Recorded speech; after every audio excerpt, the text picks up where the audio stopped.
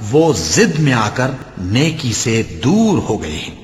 نیکی یہی نہیں کہ تم مشرق و مغرب کو قبلہ سمجھ کر ان کی طرف منہ کر لو، بلکہ نیکی یہ ہے کہ لوگ اللہ پر اور روز آخر پر اور فرشتوں پر اور اللہ کی کتاب پر اور پیغمبروں پر ایمان لائیں، اور مال باوجود عزیز رکھنے کے رشتہ داروں اور یتیموں اور محتاجوں اور مسافروں اور مانگنے والوں کو دیں، اور گردنوں کے چھڑانے میں خرچ کریں، اور نماز پڑھیں اور زکوٰۃ دیں، اور جب عہد کر لیں تو اس کو پورا کریں، اور سختی اور تکلیف میں اور جنگ کے وقت ثابت قدم رہیں۔ یہی لوگ ہیں جو ایمان میں سچے ہیں، اور یہی ہیں جو اللہ سے ڈرنے والے ہیں۔ مومنوں، تم کو مقتولوں کے بارے میں قصاص یعنی خون کے بدلے خون کا حکم دیا جاتا ہے، اس طرح پر کہ آزاد کے بدلے آزاد مارا جائے، اور غلام کے بدلے غلام، اور عورت کے بدلے عورت۔ اور اگر قاتل کو اس کے مقتول بھائی کے قصاص میں سے کچھ معاف کر دیا جائے تو وارث مقتول کو پسندیدہ طریق سے قرارداد کی پیروی یعنی مطالبہ خون بہا کرنا اور قاتل کو خوشخوئی کے ساتھ ادا کرنا چاہیے۔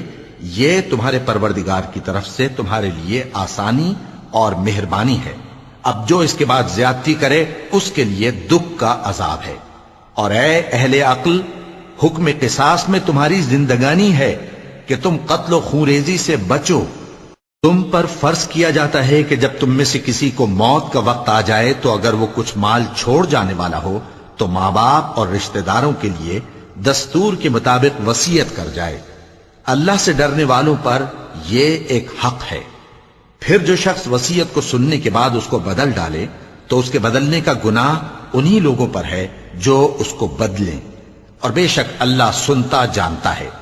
اب اگر کسی کو وصیت کرنے والے کی طرف سے کسی وارث کی طرفداری یا حق تلفی کا اندیشہ ہو تو اگر وہ وصیت کو بدل کر وارثوں میں صلح کرا دے تو اس پر کچھ گناہ نہیں، بے شک اللہ بخشنے والا ہے، رحم والا ہے۔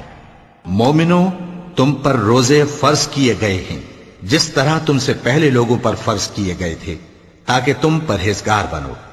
روزوں کے دن گنتی کے چند روز ہیں، تو جو شخص تم میں سے بیمار ہو یا سفر میں ہو تو دوسرے دنوں میں روزوں کا شمار پورا کر لے۔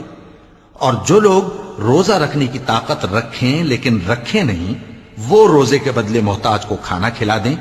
اور جو کوئی اپنی مرضی سے زیادہ نیکی کرے تو اس کے حق میں زیادہ اچھا ہے، اور اگر سمجھو تو روزہ رکھنا ہی تمہارے حق میں بہتر ہے۔ روزوں کا مہینہ رمضان کا مہینہ ہے جس میں قرآن اول نازل ہوا، جو لوگوں کا رہنما ہے اور جس میں ہدایت کی کھلی نشانیاں ہیں، اور جو حق و باطل کو الگ الگ